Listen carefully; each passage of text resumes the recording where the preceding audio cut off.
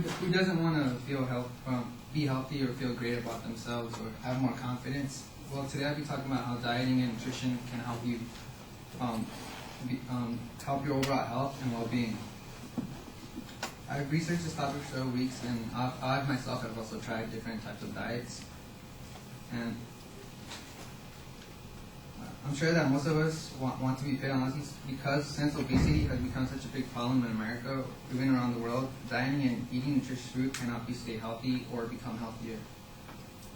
Today I'll discuss how dieting and eating healthy greatly reduces one's chances of getting diseases, what types of food you should eat, and also how some fad diets can be misleading or just false advertisement. The first thing I would like to talk about is how dieting can improve your overall health. Here are some statistics that will hopefully encourage people to start dieting. Dieting and eating healthy can help you reduce your chances of getting heart disease and cancer dramatically. A healthy diet can help prevent cancer since up to 60% of cancer cases are diet related. According to the National Heart, Lung, and Blood Institute, close to 100 million Americans are overweight or obese. Being obese or overweight increases your chances of getting type 2 diabetes, stroke, osteoarthritis, sleep apnea, and several types of cancer. And just by dieting alone and eating healthy, it can greatly increase the chances of you not getting any of these diseases. Now that you have an idea of how dieting can help you, let's take a look at the types of food one should eat when dieting. Eating the right types of food is really important to keep your body healthy, such as fruits, vegetables, and whole grains. And eliminating meat and dairy products from your diet is a powerful step in disease prevention. Here is the food pyramid. I guess many people have seen it before, and these are primarily the foods you want to eat daily, such as vegetables, beans, nuts, fruits, olive, like cheese and yogurts. And meat is you kind of want to stay away from that. Well, not like once in a while, but if you eat too much, it can be very bad for you. Weekly, you can eat sweets or eggs or poultry or fish, things like that. And breads, pasta, as long as they're like whole grain, you can eat more of them, but if you eat too much of them, it can also be pretty bad for you. And also, always stay physically active. It's always a good thing. And also, meat products are typically high in saturated fat and cholesterol, and they're completely devoid of fiber. Eating a low fat plant-based diet that's rich in whole grains, beans, fruit, and vegetables is the best way to prevent diseases. Now that I've talked about food, now that I've talked about food that you should be eating while you're dieting, I want to talk about fad diets and why they can be misleading. A fad diet is any trendy diet that promises fast and easy weight loss. They're tempting, and they're really tempting because they lure you with magnificent claims of weight loss. But in reality, fad diets are only effective for short term because they might help you lose extra body fluid and the weight loss is usually temporarily.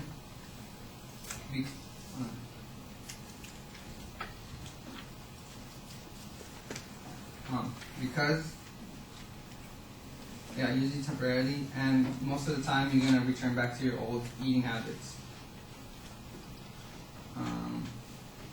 Here's examples of fad diets are like Mediterranean diets or low carb diets, where you just basically Mediterranean low carb diets, which is basically just foods that are just low carb. But what I found out that I've tried some of these, and I don't know, they kind of just restrict you and they force you kind of to, I don't know, count your calories, or just makes it harder for you to stay with it. Now that I've talked about how dieting and eating healthy reduces one's chances of getting diseases, and what types of food you should eat, and and about fad diets and how they can be misleading. As you can see, dieting is a really important step to getting healthy. And I want to leave you with this quote from professional golfer Tiger Woods on eating healthy. For me, a healthy diet isn't just about not just about getting from workout to workout or from competition to competition. It's a lifestyle choice. I'm pretty passionate about building good eating habits for the long term. I think it needs to start when you're young. That's why I emphasize the importance of fitness and proper nutrition at the Tiger Woods Learning Center for Kids. It's the most basic thing we can control when it comes to improving our overall health. Thank you.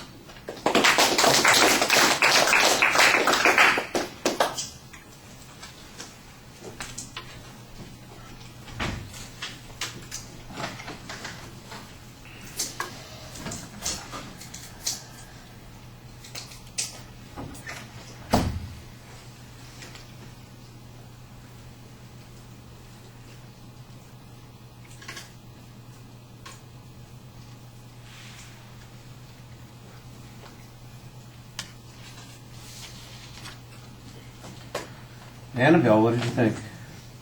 I think you had like a good opening, and I like how you use like examples of yourself. Your previewing was pretty obvious and clear, so that was good because I knew what you were going to talk about.